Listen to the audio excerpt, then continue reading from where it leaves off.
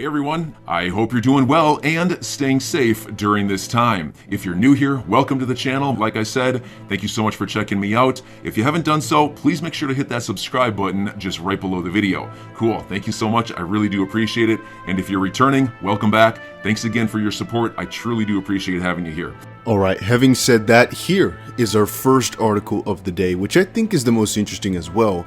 Bitcoin's correlation with the Nasdaq 100 index reaches a new all-time high. Since the beginning of the pandemic, Bitcoin has shown a tendency to move in the same direction as the large companies listed on the Nasdaq 100 index. Recently, this correlation has grown a lot closer than ever before, and what we're seeing right here is a Bitcoin correlation with the Nasdaq. It's very interesting. Right now it's at 0.7 or so if I'm not mistaken, and that indeed is pretty severe. It's something which I didn't actually imagine, but indeed it's spiking right now, which is peculiar.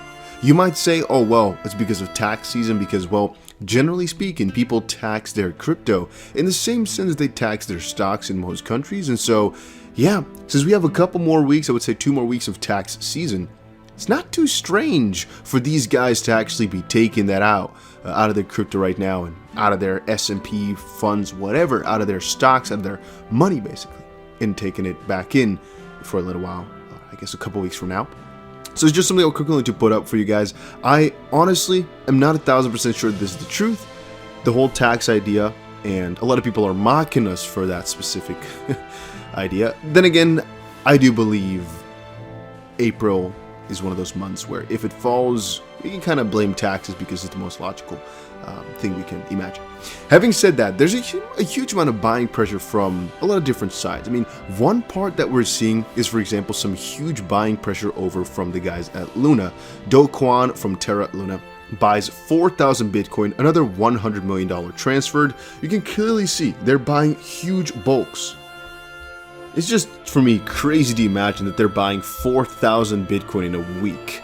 Can you even imagine that, to buy 4,000 Bitcoin in a week? And actually, if you put it into perspective how much they got, it's going pretty rapidly. I mean, from a certain perspective, they're not really close to the ETF or ETF likes. Even though I kind of feel as if we should put it into this spot too, as in the sense in which they're buying, it's kind of like a micro strategy, kind of like a grace. It's kind of like everything, right? Because they're buying it with no goal to let it go, but keeping it as reserves, which theoretically speaking will only get bigger, most likely never drop again. Having said that, it will most likely just be illiquid to the core. They'll just have it as a back end, and so they'll just kind of keep accumulating. Point being, it's kind of scary to realize the fact that the scarcity effect is kicking in so heavily, and it's happening right between our eyes or under our noses or whatever. A lot of people are not noticing it though. There's a couple other articles in that same little area. For example, check this out. Financial advisors want spot crypto ETFs but suspect the SEC won't budge. Here's a report. A new Nasdaq survey found that spot crypto exchange-traded funds are hot in demand by most American financial advisors. A new Nasdaq survey revealed that 72% of financial advisors would be more likely to invest in crypto if a spot crypto ETF were available in the United States. The report also showed that most advisors were bullish on crypto, with 86% saying they expected to increase their crypto allocation over the next 12 months, and the US SEC has rejected all applications for a spot crypto exchange-traded product despite the demand, which to me, all of this is really interesting. Financial advisors would buy more crypto spot ETFs available. I think it's very logical. Right now, there's a pretty big hurdle in buying it. So even though I think a lot of these financial advisors are not knowledgeable enough on the matter, they're pretty knowledgeable about ETFs. And if it gets there, the spot specific one, I think the chance of them taking that step to either learn a little bit more or help their clients, for example, out would be tremendously bigger if it were to be accepted. And at the end of the day, I don't really understand the SEC's way of thinking, because for what exact reasons could they be turning it down? Could we say, yeah, they're doing this because they want to protect investors? Well, yeah, but no, because at the end of the day, mostly the people that are going to be buying this are financial advisors or people with huge amounts of cash anyway. And if you want to buy Bitcoin, you can still do it in any way, shape, or form anyway on the free market. So is it then to combat illicit finance? Yeah, but by making a market a lot more liquid and allowing for a lot of bigger institutions to buy in, you're only legitimizing the space, allowing for bigger sanctions from higher ups, which would lead to less, percentage-wise, heavily even, crime or bad transactions, basically. Not sure exactly what they can think of. Only market manipulation I could think of. But at the end of the day, the ETF, I don't think it's going to change too much, except for just allowing more people to hop on in, which, theoretically speaking, should combat market manipulation. The more they're in there, the harder it gets. Then, this is some interesting news to me. Coinbase is facing regulatory issues. Apparently, following their launch of a payment service over in India, Coinbase stopped the payment services on its platform just 3 days after the crypto exchange made it available over in India. The largest US-based exchange had used the Indian government's United Payments Interface payment portal to make the service available to Indian users, and apparently, UPI is controlled by the National Payment Corporation of India, which Coinbase used to facilitate buy and sell orders for its services in the country. The NPCI was established as a special division. If you didn't know, now you do.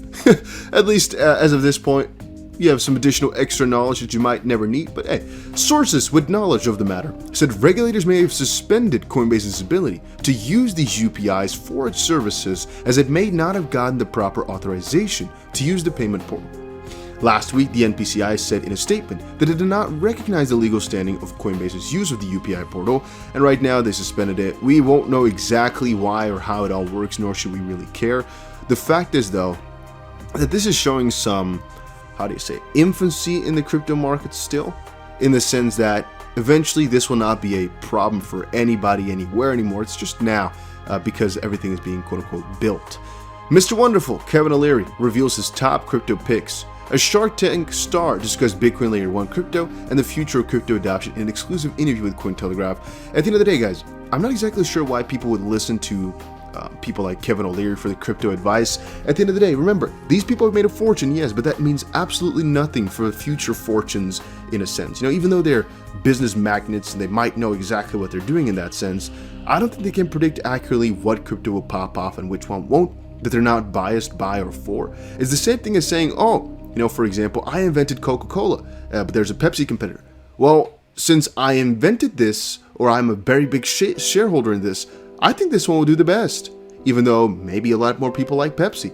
And you're noticing that in all the statistics. You're like, well, but I made cola. I think it's the best. I think it's amazing. Doesn't necessarily have to be, though, if you guys get my drift.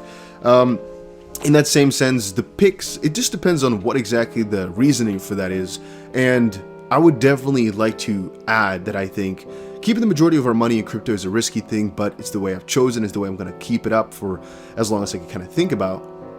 But there's a specific point in me which also thinks, man, in due time, I should indeed get some portions of my money out of crypto and put it into completely different things. For example, I like watches. Maybe you do, maybe you don't. Maybe like something else. I don't know exactly what you like, houses or whatever. If you're getting wealthier off of crypto, it's definitely a recommended thing, in my opinion, to kind of diversify your portfolio into different sectors. Not necessarily because crypto might, wreck itself or something might happen, but purely for this generational wealth that we talk about. You might have $5 million in your crypto, $50 million, $500 million in your crypto. Yeah, but it's all in one sector. First of all, it's not safe. Second of all, diversification as a principle is just something that should be respected. And you can always diversify in one sector, like the crypto sector, just buy different crypto, yeah, but over different asset classes and everything like that, I think it's always the best, if you guys get my drift.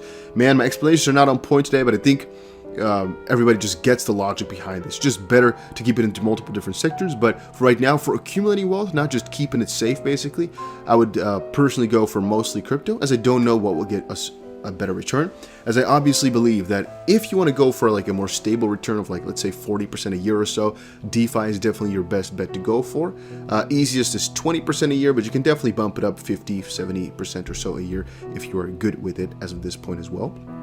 Then about Cardano, Snoop Dogg collaborates with Clay Nation to launch NFT collection on Cardano. Pretty excited about that, not necessarily because it's Snoop Dogg or Cardano necessarily, but it's like the mix of making Cardano more popular through these loops is the same sense as which they are making the XP Ledger more popular through Michael Jordan's collection. It's just helping out for the crypto space as a whole.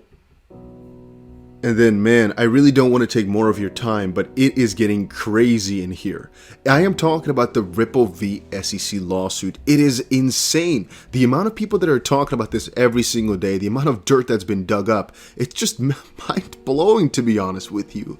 And right now, I'm not doing too many updates on it purely because I'm waiting for the bigger and juicier news. Again, remember guys, we've been doing this for 1.5 years. We've been covering it almost every single day. I knew every single detail of it. Right now, I'm starting to notice, why would we cover all these small little finds unless there's something conclusive which is going to maybe change the price or gets us some new insights into some new crazy theory or something like that? I think people are getting tired of it. And if you guys are not, though, if you guys would like to see even more lawsuit updates or more fines from people like the lawyers like John Deaton or so, let me know down below. I'll definitely check it out and take a look at it. But that's my thought process, that it's a lot smarter, basically, to just do it whenever there's a really big update that's going to be groundbreaking. Then again, at the end of the day, there's so much stuff happening.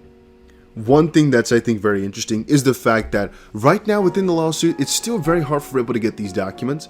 And it's, to me, really interesting how much the XRP community, for example, and the people involved have found out from like outside sources, like YouTube, for example, all these different speeches that are in public records and whatnot. And now, of course, the FOIA, which is the Freedom of Information Act request from empower.us.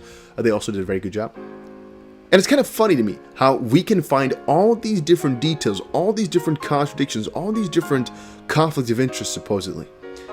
Yet, Ripple is still having a hard time just getting the basics of the basics out of the SEC. And that's, again, potentially a flaw within the legal system. The fact that it's so hard to get information from somebody who's suing you that's supposed to be completely out and open for the people. And again, that's what I guess the most important point behind this entire lawsuit. I personally think if the SEC is doing this to protect investors, that's cool.